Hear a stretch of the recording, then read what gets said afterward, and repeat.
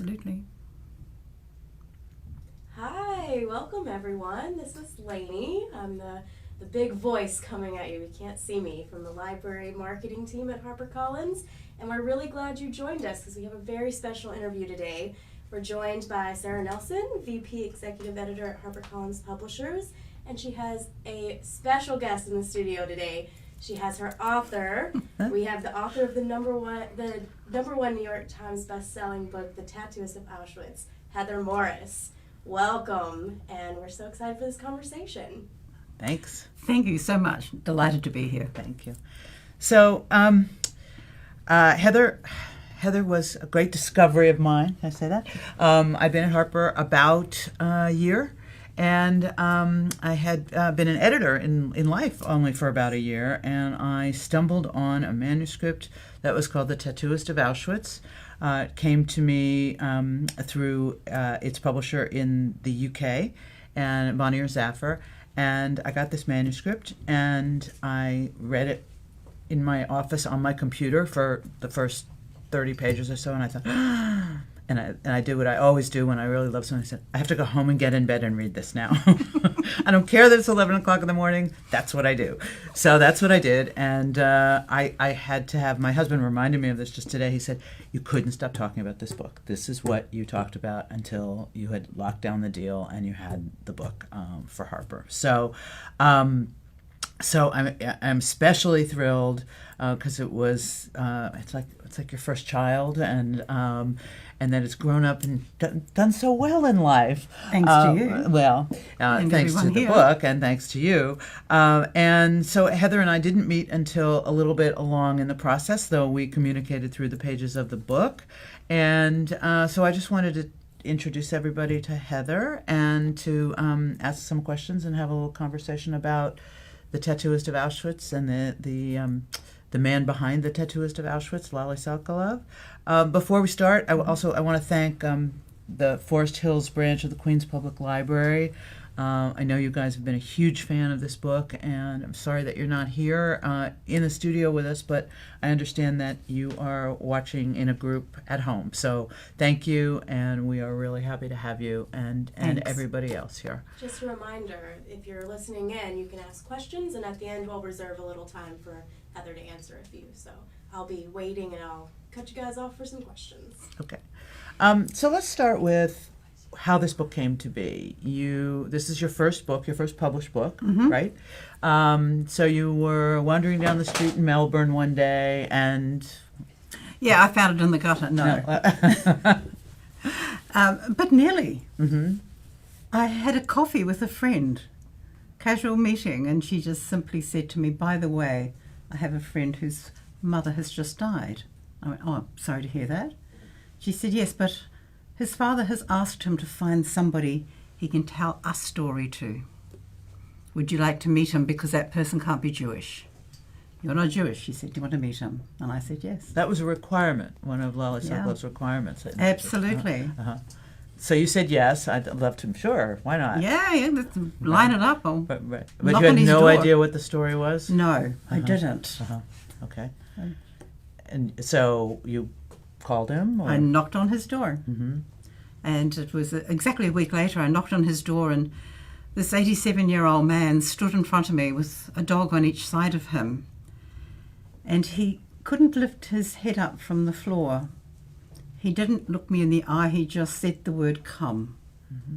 And he turned around, and he and the dogs went back inside. Mm-hmm. So I followed, as you do. Mm-hmm. Sat down at the designated table.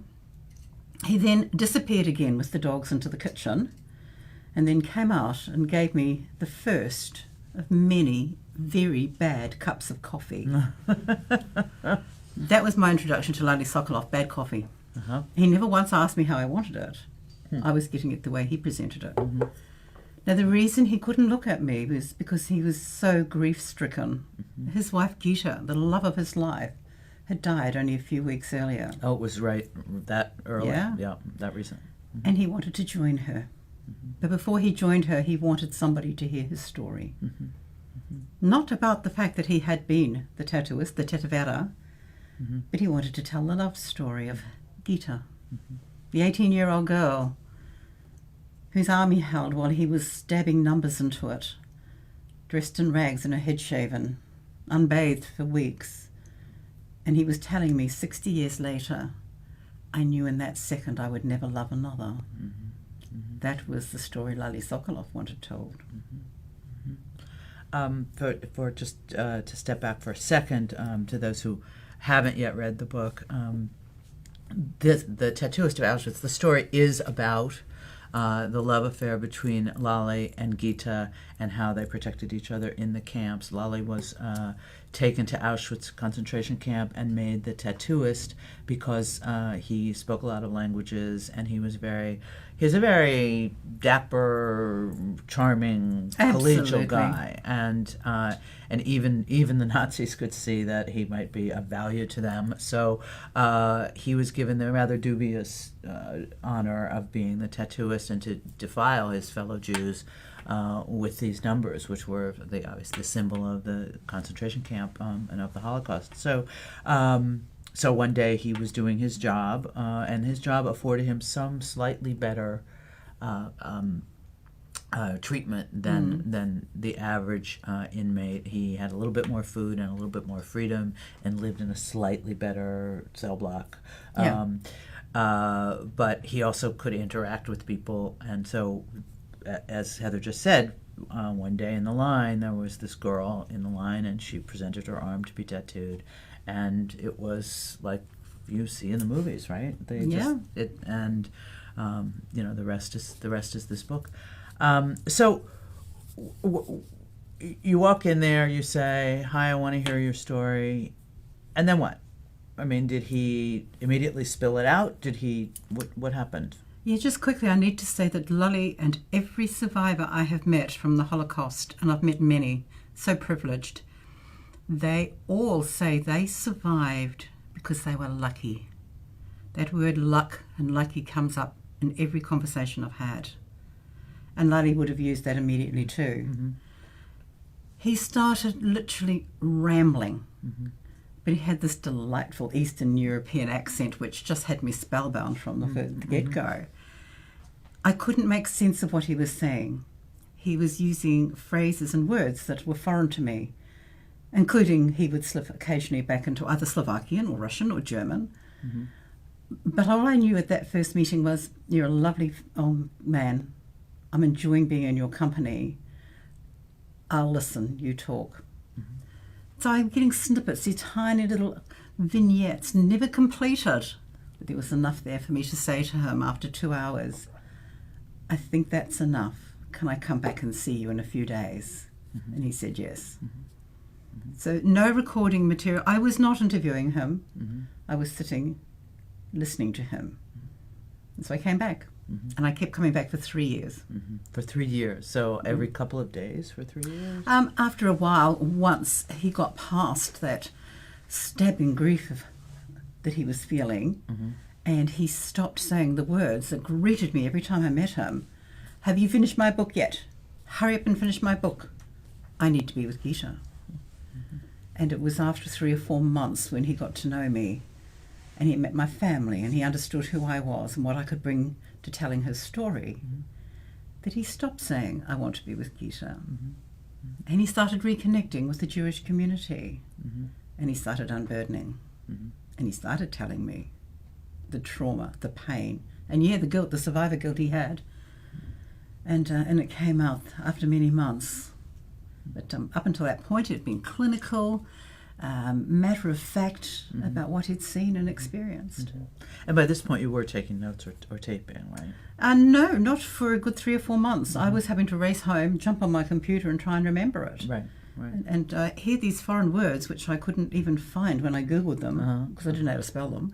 Right. They had some pretty fancy titles, some of those SS people. But no, it was many months before I even took him some notes and said, now can you please explain what an Oberschifführer is and who these names you've given me, who are they, and spell them correctly, please.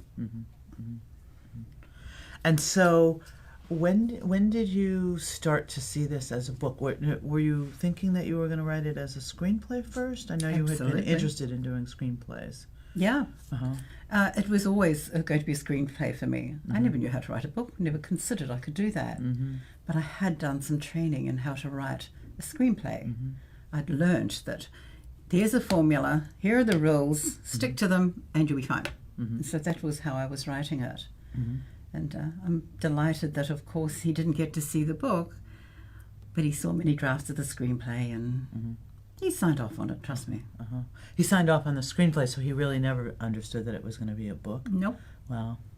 Can you tell me a little bit about how it became a book? Somebody discovered you, right? Yes, long-winded a little bit. For 6 years, a film company in Australia had the option on the screenplay, so I couldn't do anything with it. And they were trying to get it made into a film in Australia. It didn't happen. So when I got the option back on it, I was visiting my brother and sister-in-law in San Diego. Now they were the ones, well, my sister-in-law, who one night leant over the table and said to me, for goodness sake, write the thing as a book and get on with it. Oh, sure, I can give it a shot. Through a crowdfunding campaign to raise awareness of the book's existence, this young, beautiful editor in Melbourne reached out to me. And we met in a market, sitting on a box with our feet on a dirt floor, surrounded by fish and fruit and veg. And she bought me a coffee. Better than Lale's. I was going to say, how was the coffee? Yeah, it's improved, okay. And had a chat to me and said to me, come back to my office. Took me back and introduced This was her. Angela, right? Angela Meyer. Right.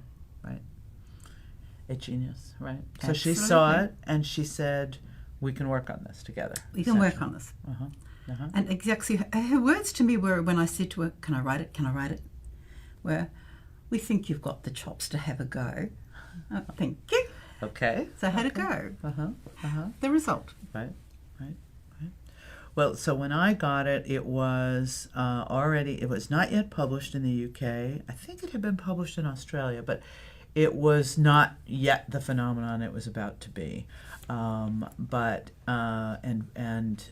Angela and I did some work, not that I ever met her, I'd love to meet her someday, sort of transatlantically went over the draft and did our comments, and came up with a final draft that went on sale in the UK, I think in January of 18, and we were not going to be published until September. We were not publishing until September, just really more having to do with just our publication schedule and the decisions that go into a publication, which we should talk about the cover, because I think the cover choice here is interesting. But it was interesting because we bought it. We buy the rights. We bought the American and Canadian rights, North American rights, and we didn't, I don't know that we announced it necessarily. I mean, it was sort of known within the publishing community. And I started to get a couple of emails. I mean, I wouldn't say a dozen. I would say 4 or 5 from people saying, I run this little bookstore in Virginia, and I heard about this book, and I heard you're publishing it. I was traveling in Europe, and I heard about this book, and I heard you're publishing it. You know, when will you have it? And then I got another one from somebody saying, just a regular person saying, I read this book when I was on vacation in Australia, and I, want to get it for my sister or whatever, and when can I get it? And I hadn't been in publishing all that long, but I don't think that happens all the time. I mean, we love for that to happen, that there's I'm buzz getting those out emails there. too, by the way. Right. From people in America finding me on my website and saying, hey, where's this book? Right. And it was so... It's coming. It was so, yeah. And it was like, how do you know about this? I mean, you can't pay for this. This is what you want as a publisher is, sort of buzz, out there on the railroad tracks, So... So we knew, I mean, we knew it was a fantastic book, and we knew that we knew that something was going to happen. I mean, you get a feeling about a book, and again, I'm just sort of learning this. This is my first time in this, and it's certainly the most successful book I have ever been involved with, and maybe will remain that forever. I mean, it's not common to have a book take off like this, is what I'm saying. And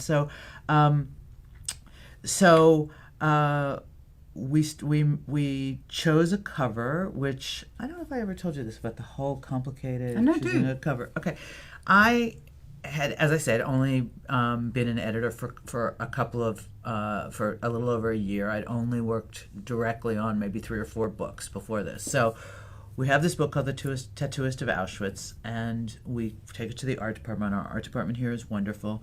And we had as samples the covers that are done in other countries, and in the UK, in Australia, and they tended to be more typically, I don't mean this in any judgmental way, but they tended to be more clearly Holocaust-related covers. They were, the one in the UK is naked arms intertwined with tattoos on them against a blue striped background, which was the color of the pajamas that people wore in Auschwitz.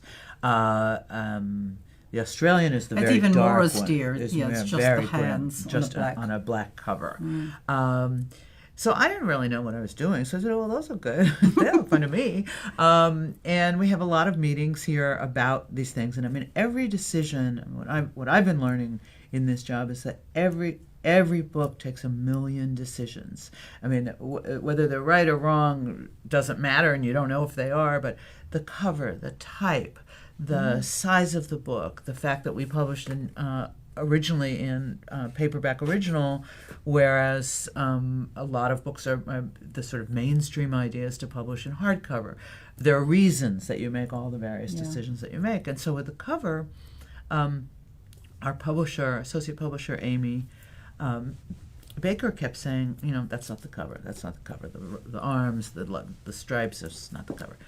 And we went through several versions of this cover to get a couple. And she kept saying, if it says Auschwitz on the cover, you don't have to show Auschwitz. And that's, that is a lesson that I actually used a version of that with an author on a completely other book the other day.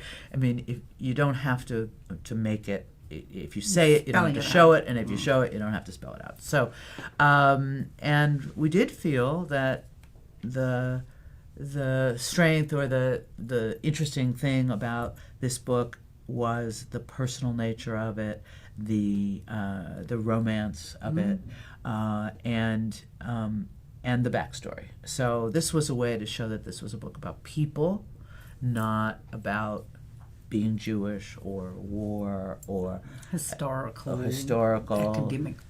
Yeah, I mean, it really was a love story that happened to be set in a concentration camp. Yes. And I think that's, I am grateful to Amy for kind of helping me to see that is what I think is a lot of the success of this book. And one of the, and now I'm talking too much, you're supposed to talk. But what we're seeing with this book is that it's very popular everywhere. It's hugely successful, as we know, but it's doing extraordinarily well in places that are not Eastern or big cities, that are not don't necessarily have large Jewish populations. You don't have to be Jewish to read this book. No. Lale was right. You don't have to be Jewish to write this book, and you don't have to be Jewish to read this book. It's a book about love and survival and triumph over adversity, and that is about as universal a message as you can get. Yeah. I think, So tell me some more. So were you like hanging out with Lale to the point that your husband said, "Who's this Lale guy? What are you doing?" Yeah, pretty much. There were a few times he said, "Should I be jealous?" Because Lale started taking me out. When he reconnected with the Jewish community, it was now some social events, and he and his cohorts actually were very, very social. They would get together and have a party with 100, 200 people in it. And he would ask me to come with him. We would walk into a room with a few hundred people in it, and he would stand at the front and just announce to the world, "Lale is here. My girlfriend. She my girlfriend. Ladies, you look after her. I pick her up on the way out." That was this charming rascal of a man who then started to live again. And not only were we going out to these social events, we were just going down to coffee shops, and he'd walk into a coffee shop near where he lived because they made better coffee, and I soon worked out that I needed decent caffeine. To be greeted by everybody in them, he was just so well known and loved. I'd walk down the street where he lived with him and his dogs, and people on the other side of the street or would walk past us and say, "Hey, Lale, hey, Tata Vera." He was known throughout the Jewish community in Melbourne for the role that he had in Auschwitz-Birkenau. It was no secret, but he just would not talk about it in any kind of public way while Geeta was alive. It was her death that made him decide, I want the world to know. What do you think? It was going to be his last opportunity to talk about it, or? Yeah. Geeta did not want to talk about any aspect of their time there. She had shut it all out, locked it away, never to be revisited, except with Lale. And I said to him many times, you and Geeta, would you talk about this again? And he said, only in the bedroom, because to them, to Geeta, it was not something to be discussed with any other person, her role. It was too painful. You know, she made a shower tape for Steven Spielberg. Right. And she made it on the condition that Lale never watch it. Wow. And he didn't. But And I did she did. talk about it? Yeah, look, she was still fairly clinical about it because she had made it begrudgingly. Lale had he said he bullied her into doing it. But she's quite clinical, but there are a couple of times where she does get emotional. And it was through her that I was able to learn about what her life was really like in the camp. And it was quite powerful to see this, and I could see why she didn't want Lale to see it. Because she probably never really got emotional with him about it, and she wouldn't want him seeing that. It's all about protecting the one you love. Well, the video that we put out when the book came out of Lale being interviewed, it's the short video. Yeah. It's so emotional. And I wonder if the fact that she was gone made him able to be that emotional about it, and that he would never have been able to do it earlier. I feel bad about that when I see it, that I did that, because that was actually only a few weeks after I met him. And I did ask him, could I just film you briefly? Because, as I said, he kept saying to me, I want to be with Geeta. I want just something from you. And so with a handful of young people that my kids sort of organised, we had this chat in a studio, small little studio. That take that you have was the first take, because that was the one that he suddenly did break down with me. Can I say that for the next 2 hours we had the most amazing time as he started to laugh and giggle and interact with these young people. And it was so funny to see him. He was told by the director, because he had a cup in front of him, and the director put a tiny dot on the table. And he said, now, Lale, if you want to take a drink, can you put it back on the dot? Well, you're trying to film this man who would have a cup of drink and then he'd go, trying to find the dot. And so, cut. The one time he nailed it and he got it on the dot and he put it down like that and he went, oh, I got it! Cut. So we did have a lot of fun with him, even though the end product that you see is this really distraught man. Yeah. When you started this project, did you have what was your feeling about what its purpose was? I mean, you just wanted to help him tell his story, inspire other people to. Look, it had many aspects to it.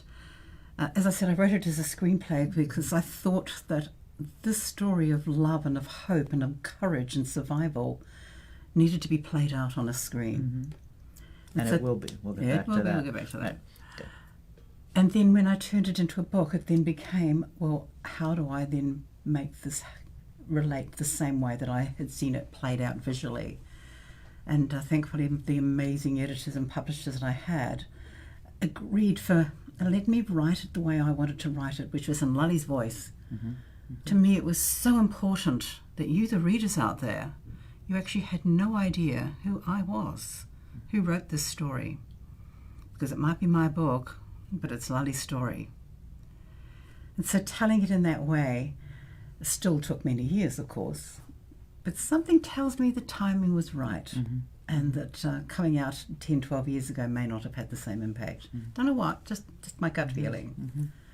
And what did I want? I wanted people to know about Lale Sokolov, and I wanted people to know about the love and the hope and the humanity that he told me existed in this most evil of places. And there are so many other little stories that I've got from people who I've subsequently met to reinforce that. Can you tell me some of those? Yes. Yeah, look, the couple who've said to me, my parents met in Auschwitz too. Right. So they were not the only ones. It happened many times. The woman who, while I was signing a book, said to me, I'm only here because of Lale and another brave man whose name we do not know. Now, Lale had told me stories along this many times. He said he did this hundreds of times, and I never wrote about it because I thought it is just a stretch too far for people reading my writing it. I said to her, get behind me. When I'm finished here, I want to talk to you. Because I knew from her age that she had not been in the camp. Right. And she told me about her dad and how all her and her brother's life, her dad had been telling them constantly, you only exist because Lale the Tetevera, and that's what he was called, and a man whose name I do not know. 17-year-old boy, he was in one of the blocks in Birkenau that had been designated to go to the gas chamber the next day. That's what they did. All you people have been here 6 months, you're now weak, you're no longer as productive as we want. Into the gas chamber. We've got plenty more coming in. And that's what happened. He was in this block. Lale turned up with an older man, probably 30, and Lale pulled him outside and told him that this man had come to Lale and said, I'm weak. I'm not going to survive. I'm sick. Make my death matter. Make it count. What can you do? Because he'd heard what Lale had been doing for others. And so Lale took this man and he took this 17-year-old boy and he changed their numbers on their arm. That man went into that block that all went to the gas chamber the next day. That 17-year-old boy Lale took back to the other block. Because you've got to remember, they were just numbers. And that 17-year-old boy lived and moved to England and had a family. Now, Lale said he did that hundreds of times. I changed people's numbers. Right. There is one story in the book where he does that, where he... Yeah, for a different reason. But this was purely swapping the numbers of somebody who was going to sacrifice their life.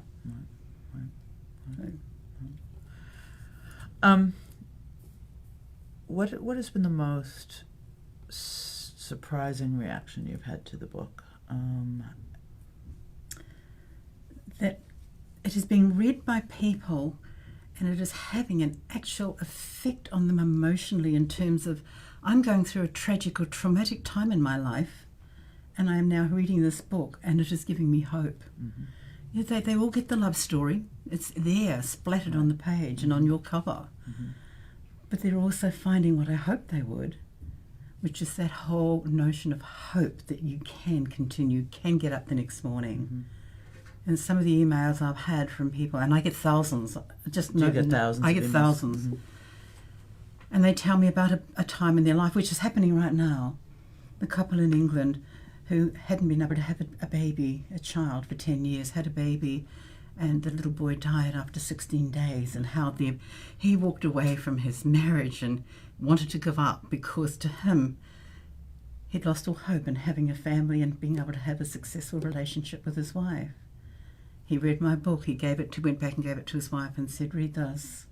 They're now back together again, and they say, we have hope that we can now live together as a couple. Whether or not we ever have children now is not what matters. The men in a prison in London who had one of the wardens write to me and say, we read your book and it has given us hope that we can get out of our prison, and if Lale can have a good life, then we may be able to. And I got to go and meet 100 of those men. I sat in a prison with 100 very naughty boys and watched them break down. They were comforting each other, and they were naughty boys. But they were all saying, you have given us hope that we can go back to our family and have a life.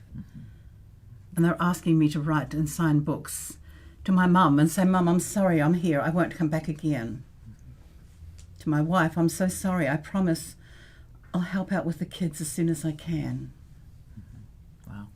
And many, many more.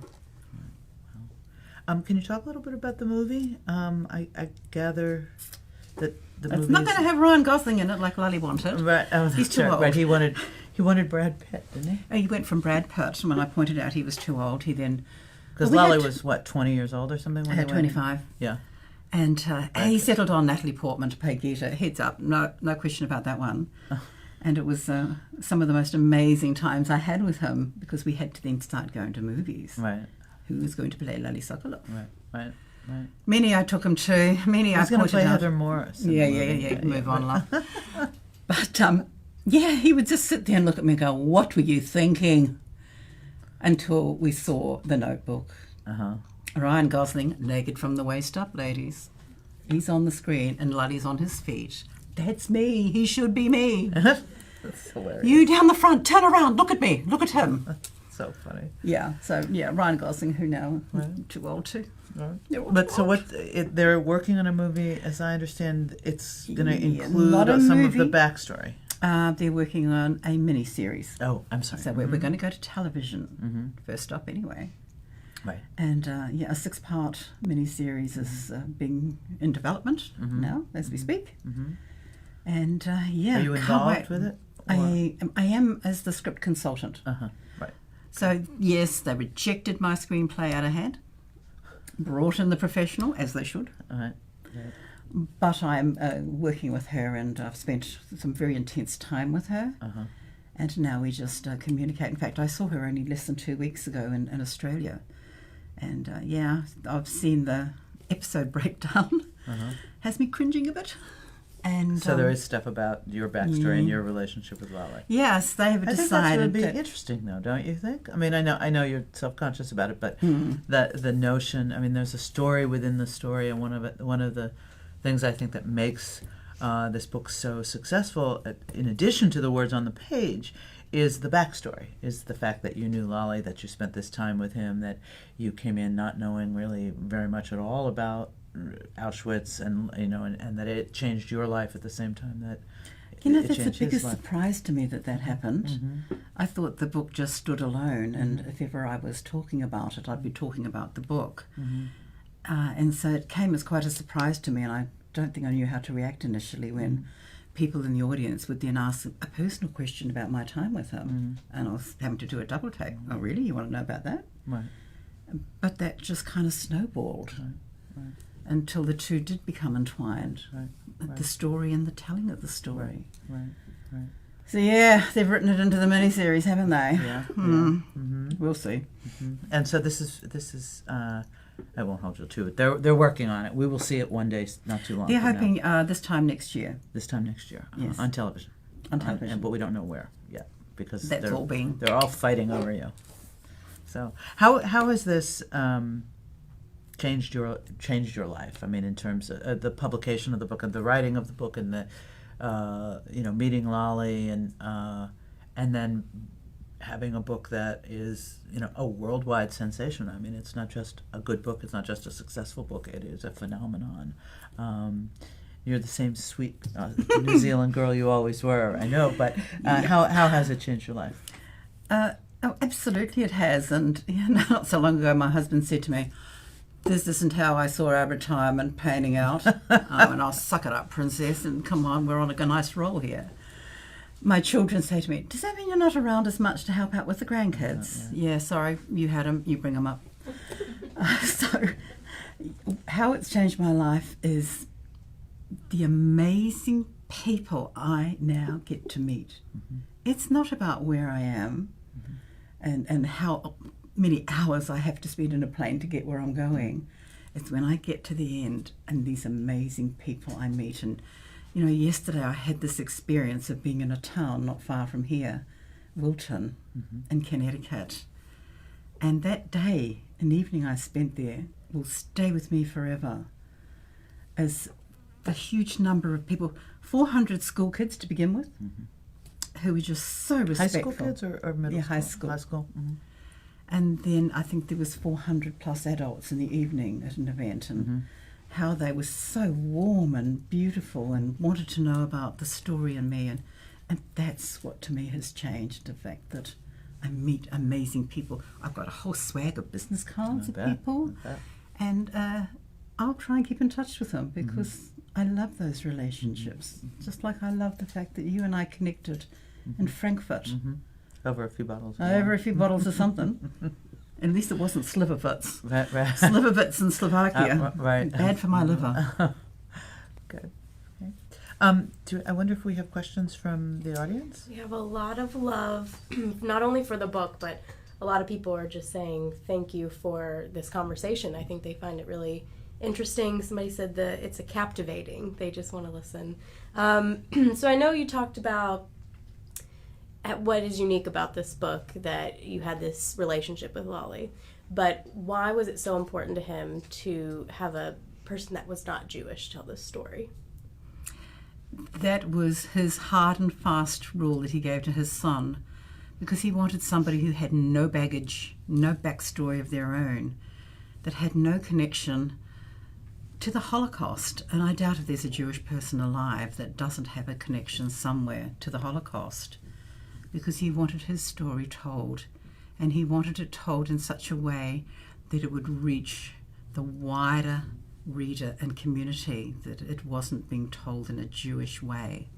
He has been pointed out to me by many people, he was a wise man, and many Jewish people have said this to me. Lale was a wise man doing this. So, To choose someone who wasn't Jewish? choose somebody who wasn't. Was he? No baggage. I have got baggage, by the way, but you're not going to hear about it. So yesterday you spoke to a group of students about the book, and they had read it, and we heard that they were just silent. They were saying, to get all of those kids to be silent, it's a big feat. What were some of their responses to this discussion and this book in general? Look, sadly for the students, I talked too long, and I never gave them enough chance to actually ask questions, and I think I was only time for about 2 of them, and I felt bad about that. But that happens, as you can see. I ramble about between us. Yeah, exactly. So, look, I was unfortunate. I never gave them the opportunity, and I should have, because I was told by the head teacher there that they had spent time in classrooms coming up with a list of questions that I never answered. I can only hope that I answered a lot of their questions in amongst my general talk to them. But, they were lovely. They were so responsive. Do you do a lot of talking in schools elsewhere? Have you in the UK or in Australia? Not as much as I'd like to. They really are, to me, my target audience. And every school has asked me, I have said yes to, either in the UK or in Australia. And only about 10, 12 days ago, I went back to the college I went to 40 years ago. Yeah, I just outed myself then. Because this small town in New Zealand, somebody stumbled upon the book and contacted me and said, "Did you go to Te Awamutu College?" And I wrote back and went, "Yep." And they said, "You've got to come back and talk to your old school." And I did. So every single school, including a couple that my managers and people in Australia don't know about, I go to. UK too. In some of the towns in the UK, they've combined from smaller areas to bring 3 or 4 different high school groups of students to the one school. So that you can speak to them, to address them. That's right. And Jewish groups. I know you're giving very much so. A reading at the Jewish Museum, the Heritage Museum here next I've been week. at the London Synagogue, communities in Australia, prisons, right, and libraries. It's. I mean, the reach of this book is just enormous, from young people to very old people to people. I think people who were related in some way to the Holocaust, but I also think people who maybe are learning about the Holocaust through this book for the first time. And that's got to be a good thing. Right. No, and then go on to read, more and understand more. I mean, I think it's an introduction to history for a lot of people. Actually, I knew that it was going to actually resonate before it was ever published anywhere. Because my son-in-law, 34-year-old police sergeant in Australia, asked me to read the manuscript and told me he hadn't read a book since he left school, aged 18. I gave it to him, and he was reading at night when he came home from work. And he was ringing me sometimes at 2 o'clock in the morning and say, "Tell me more about this." And the next day, "Tell me about this." And then after 3 or 4 days, he rang me up one day and he said, "Did you know?" Because he had read something and he felt the need to go and find it out for himself. So he thought he was now telling me. Right. And I went, yes, gotcha. Right. He went and showed. It was the gateway, as I said. Yeah. So we have a lot of comments about maybe other things in culture and keeping this book in the back of their minds. So they're saying, you know, Lale reminds me of Elie Wiesel and watching Schindler's List. They, as they're watching, they just keep coming back to this. There's that true story, and they, you know, I guess imagine him being there. So there's a lot of love for that. I just wanted to let you know. But the next question is, what books did you find inspirational in your own path to becoming an author? The ones that, just like Lale's story, which is what made me attracted to deciding to, you know, absolutely hone this in, always based on true stories and real events. And so I would seek out biographies. But you know, when I was growing up in very, very small town, not even town, New Zealand, we didn't have many books, either at the school, because it only had 3 classrooms, no room for a library. But what my parents did buy for us was Encyclopedia Britannica. And I found growing up that that was what I was drawn to. And I'm reading about people in countries that are so exotic, from this tiny little place in New Zealand I am, where there were no diversity. It just didn't exist during that time. And so it was always, for me, about finding other stories that were based in real places and people. And of course I read David Baldacci and I read Lee Child, and you got to have your escapism. There are some wonderful books that have just recently come out and are coming out that are also set in this timeline. There's one that hopefully will be in your country here soon, very soon. It's called The Beekeeper of Aleppo. Now it's more contemporary, but along the same lines, but it deals with the Syrian situation and refugees there. The Red Ribbon, again, a story set in the time of the Holocaust about young girls that were being dressmakers in Auschwitz-Birkenau. So these are the stories that grab me, along with David Baldacci and John Grisham. And yeah. So it's also, these students that you talk to, it's great for younger readers as well. We also had a comment about, you know, Lale's prejudice and how he kind of came to terms with that. So maybe not repeating the past and being able to talk together. Is there a good synergy between the YA reader and maybe their parents and how that works? You know, there's one statement that Lale said to me many, many times, and it kind of just wraps this all up for me, and hopefully for you too. In the book, I talk about his relationship with the Roma people in the gypsy camp. And to him, and what he enforced to me time and time again, it doesn't matter what your race, your religion, your sexual orientation, your country you come from. It doesn't matter, because you will all bleed the same colour, red, when you are shot. And he was expecting to be shot every day. And to him, we all bleed the same colour, red. And to me, that's what I carry through with, we're not different. We might look different. Great, we want to look different. But we're all going to bleed the same colour red should we be injured. Yeah. So this is from the Queen's Library that's listening in. Was he the only tattooist? And if not, did he build any relationships with the other ones? And I know we talk in the book about people he brought in and who he replaced, but... He was the only person that the SS identified as being the Tätowierer. What would happen each day is that as the trains and the truckloads of prisoners came in, the SS would walk down the row and just grab half a dozen others, bring them up to Lale and say, here, teach them what to do. And he always had multiple copies of the stamps with the numbers on it and bottles of ink. And he would just teach them then and there to help him with this load of transported people. I hate calling them prisoners. They're not bloody prisoners. But then they would disappear into the mainstream of the group they'd come with, and the next day would be a different group of people. He was the Tätowierer. He is the person who the political wing of the SS gave that title to, and who would give to him each day the instructions of where to be, who gave him a bag to carry around. But when he was threatened by any other SS, he could hold it up and go, politische Abteilung, which meant political wing. and they left him alone. So another level of protection. Yes, a privileged, protected prisoner. Don't shy away from that. But a man who got freedom of movement as a result of that, which enabled him to meet a girl. Right, and to get a little bit more food for people and to Exactly. protect people. Yeah, and to use it for good. Well, I think that's all the time we have. Thank you so much to everyone who listened in. This is a wonderful conversation between author Heather Morris of The Tattooist of Auschwitz and her editor, Sara Nelson. Thank you. Thanks. Thank you so much. Bye, Queens.